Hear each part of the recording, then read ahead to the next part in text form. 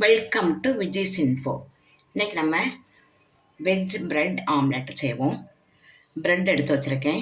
இது வீட் பிரெட்டு, கோதுமை பிரெட்டு. உங்களுக்கு எந்த பிரெட்டு கிடைக்கும் அதை வாங்கிக்கிங்க. கடலை மாவு ஒரு 2 ஸ்பூன் 3 ஸ்பூன் உங்களுக்கு தேவையான அளவு எடுத்து வச்சுக்கோங்க. இதில் நம்ம ஆனியன், பெரிய வெங்காயம் 2 நல்ல பொடியாக கட் பண்ணி வச்சுருக்கேன்.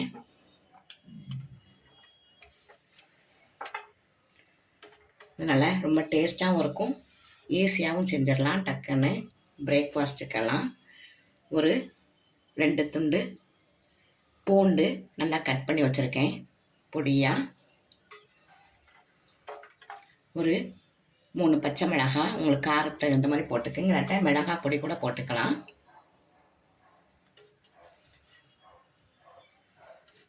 குழந்தைங்களாம் சாப்பிட்னா கொஞ்சம் மிளகாய் பொடி போட்டுக்குங்க. பச்சை மிளகாய் சாப்பிட முடியாது அவங்களால. இப்போ நம்ம இதில் கொஞ்சம் தேவைக்கு சால்ட்டு போட்டுக்கலாம்.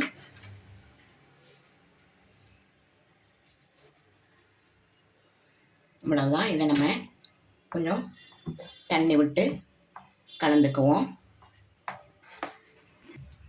கொஞ்சம் இதில் ஒரு சிட்டிகை மஞ்சள் பொடி போட்டுக்கலாம். இப்போ ஒரு கடாய் அடுப்பில் வச்சு, அடுப்பு நல்லா சூடாயிருச்சு. இப்போ நம்ம ஆயில் தடவிக்கலாம்.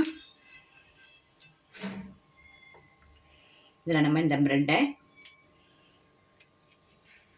டிப் பண்ணி போட்டுருவோம்.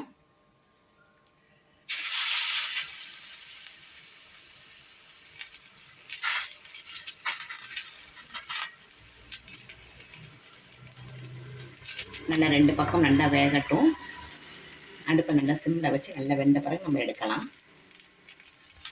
நல்லா 2 சைடும் நல்லா பொன்னிறமாக வந்த பிறகு நம்ம எடுத்துடலாம்.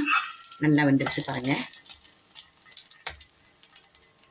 நம்ம இதை எடுத்துடலாம். வெஜ் பிரெட் ஆம்லெட் ரெடி ஆயிடுச்சு. ஒரு நல்ல சாஸ் வச்சு நீங்கள் பரிமாறலாம். குழந்தைங்க ரொம்ப விரும்பி சாப்பிடுவாங்க. மத்தியானம் லஞ்சு கூட இதை நீங்கள் பேக் பண்ணி கொடுத்து அனுப்பலாம். நல்லா கட் பண்ணி சூப்பராக கொடுத்தீங்கன்னா பிள்ளைங்க ஈஸியாக சாப்பிடுவாங்க. ரொம்ப நல்லாயிருக்கும் டேஸ்ட்டும். இந்த உங்கள் வீட்டில் செஞ்சு அசத்துங்க. இந்த ரெசிபி உங்களுக்கு கட்டாயமாக பிடிச்சிருக்கும். பிடிச்சிருந்தா லைக் பண்ணுங்கள், ஷேர் பண்ணுங்கள், சப்ஸ்கிரைப் பண்ணுங்கள், பெல் ஐக்கானை தட்டி விடுங்க. மற்றும் ஒரு நல்ல ரெசிபியை உங்களை சந்திக்கிறேன். பாய்.